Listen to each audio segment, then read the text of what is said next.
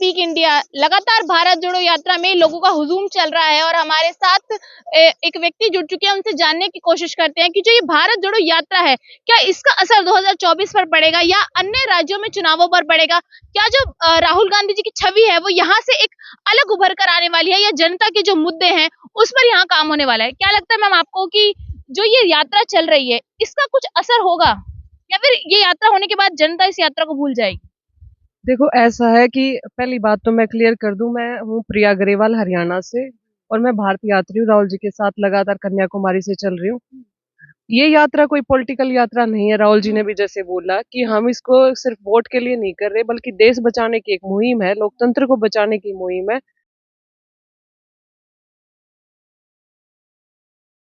जिसके लिए हम रोड पर निकले हैं। क्योंकि लोग आज महंगाई से त्रस्त हैं, बेरोजगारी हद से ज्यादा बढ़ चुकी है, बच्चों के पास रोजगार नहीं है और जो बच्चों का भविष्य है वो खतरे में है। अग्निवीर जैसी योजनाएं बच्चों के भविष्य के लिए अच्छी नहीं है।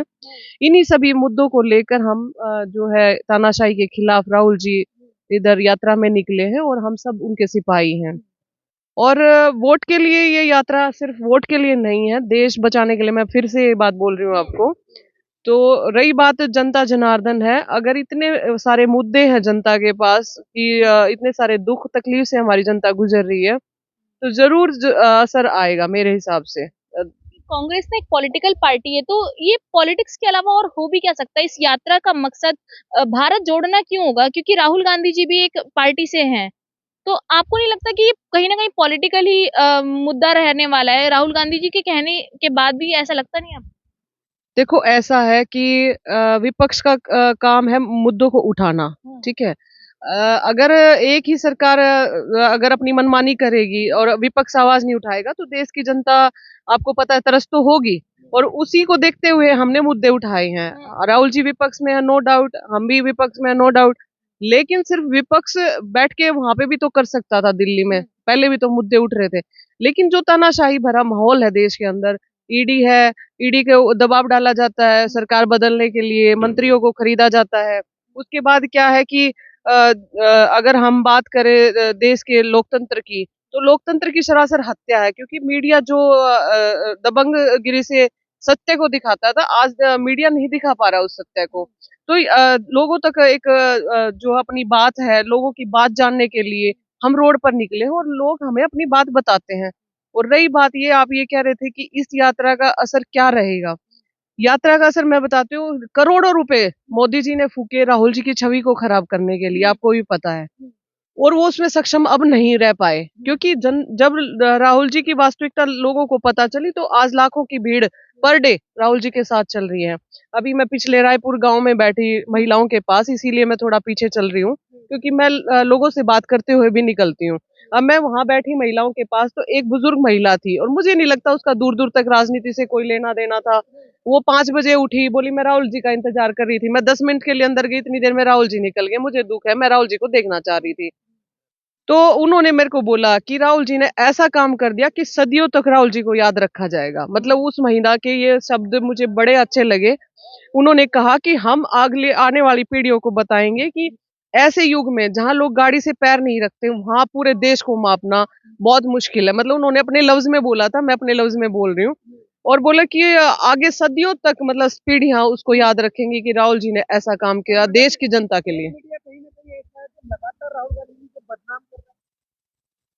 देखो सर, बदनाम करने की उनकी स्टार्टिंग से ही कोशिश है, अब भी वो कोशिश कर रहे हैं। तो इस चीज से हम हमें फर्क नहीं पड़ता कि वो राहुल जी की छवि, सच तो हमेशा सच ही रहेगा और सच को कभी झुटलाया नहीं जा सकता।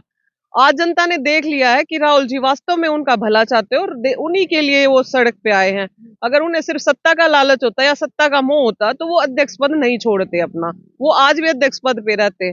समझ आ रही है आपको बात? वो ऐसी इस तरह से रोड पे जनता के लिए ना उतरते। हर राज्य से लोग जुड़ रहे हैं राहुल गांधी जी के साथ, तो आज लोगों के मन में क्या मंशा है? क्योंकि सत्ता में सरकार भाजपा की, उम्मीद भाजपा से होनी चाहिए, तो आज राहुल गांधी के साथ ये जनसैलाब क्यों है?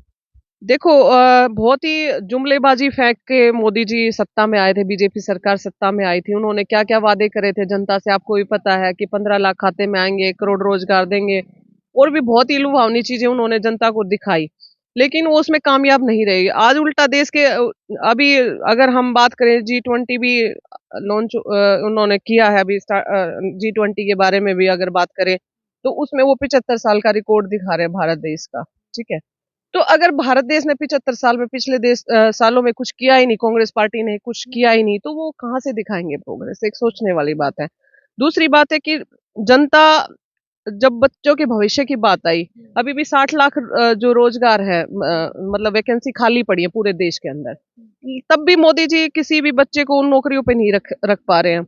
कल भी एक लड़का है युवा हमारे साथ भी आया है, वो सिर्फ इसीलिए क्योंकि वो बहुत बार फॉर्म भर चुका है अपने, सीआरपीएफ के उसने भरे, फौज के उसने भरे, पुलिस के उसने भरे, तो वो बोलता है मैडम जी 4 साल तो मुझे फॉर्म भरते हुए हो गए और उनका आज तक टेस्ट भी नहीं हुआ उन फॉर्म्स का। 500 रुपए पर फॉर्म फीस होती है। मैं अपनी बहन को नहीं पढ़ा पा रहा, मैं अपने फॉर्म नहीं भर पा रहा हूँ, और फॉर्म भर रहा हूँ तो कोई मतलब ना तो हमारा टेस्ट ही होता है, ना ही हमारा कोई इंटरव्यू होता है, ना ही हमारे कोई, अगर सब हो जाता है तो उसका कोई मतलब ये आता है कि इनको पोस्ट मिल जाएगी। एयरफोर्स के लिए भी बोला, मेरे दोस्त था उसने भरा, तो बोला बहुत सारी ऐसी चीजें हैं कि बच्चों के साथ, भविष्य के साथ सिर्फ खिलवाड़ किया जा रहा है।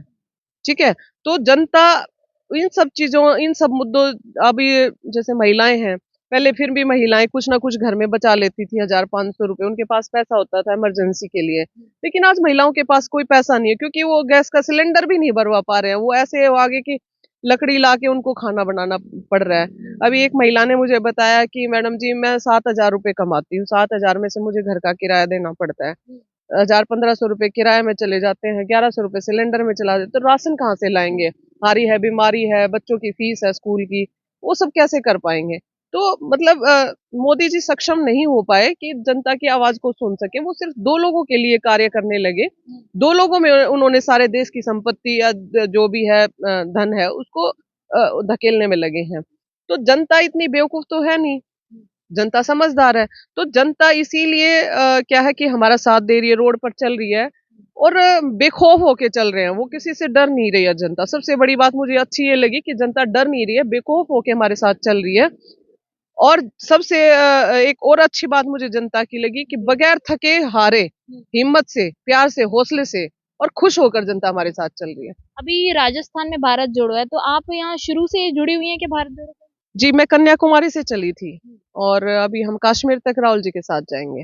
हाँ जी। देखा, इन्होंने बताया कि हौसला जो है जनता के अंदर वो राहुल गांधी जी को देखकर आ रहा है, जो लगातार भारत जोड़ो यात्रा कर रहे हैं और पैदल चल रहे हैं, और वो हौसला जनता में भी कहीं ना कहीं देखने को मिल रहा है। तो ऐसी वीडियो के लिए बने रहिए मेरे साथ, मैं तनु।